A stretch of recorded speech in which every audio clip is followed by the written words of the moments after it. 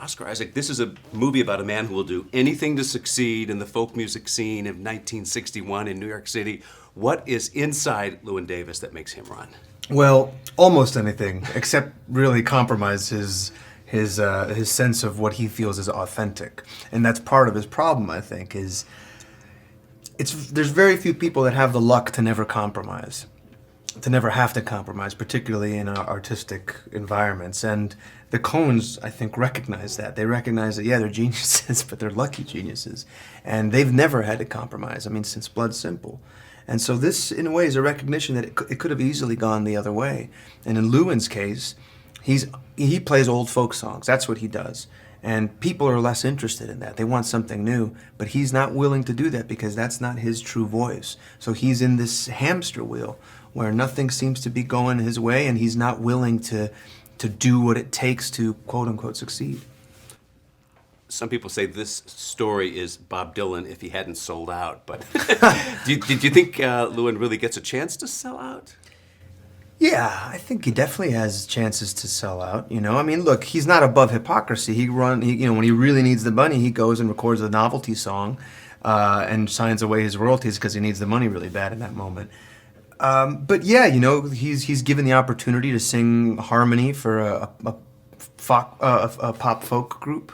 And he doesn't, because that's not what he wants to do, even though that's probably the smarter career move.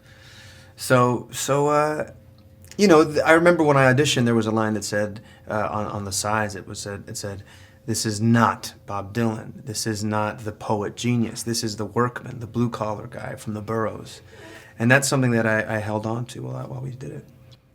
That whole culture back then of folk music, it was explosive. I was a young man and a young kid at that time and experienced it, and it was considered radical music. Yeah. Really radical, as if it was challenging the system. Now we look back at folk music and shrug and go, come on. So what was the big threat?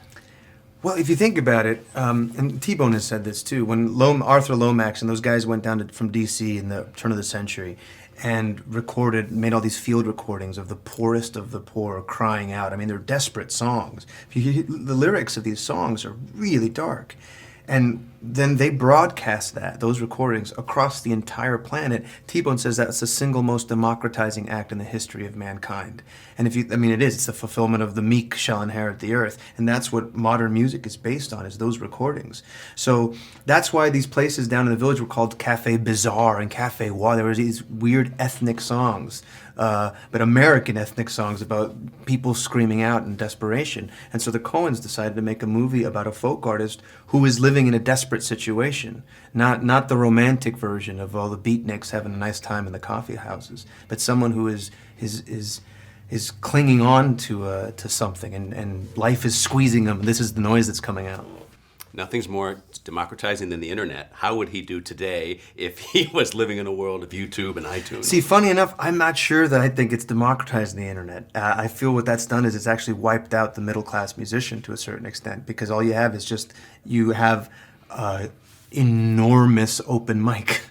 And it's just the sea of amateurs is just, it's hard to swim past all that stuff.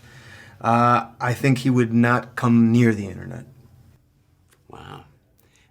You got this role first, not by reading the dialogue, but by performing the music, right? No, it was both. It was both? Both, yeah. I went in for the casting director, and I actually did the 2 scenes first. And then she said, great, send in a recording of you playing Hang Me, which is the song that Llewyn plays at the beginning of the film. Sent that in.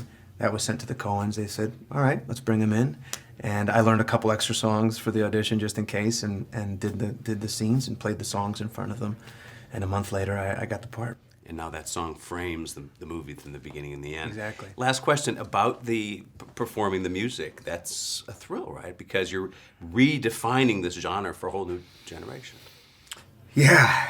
I guess I couldn't think of it that way, because if not, I'd get paralysis from the pressure. But to investigate that music, and to, what the great folk artists would do is get these old songs and make them vital, and make them now, and make them about everything that's happening now. And what's great about T-Bone is that's what he helped all of us do, and bringing in Marcus Mumford to help with the soundtrack, is bringing everything that we know now and making this music new again.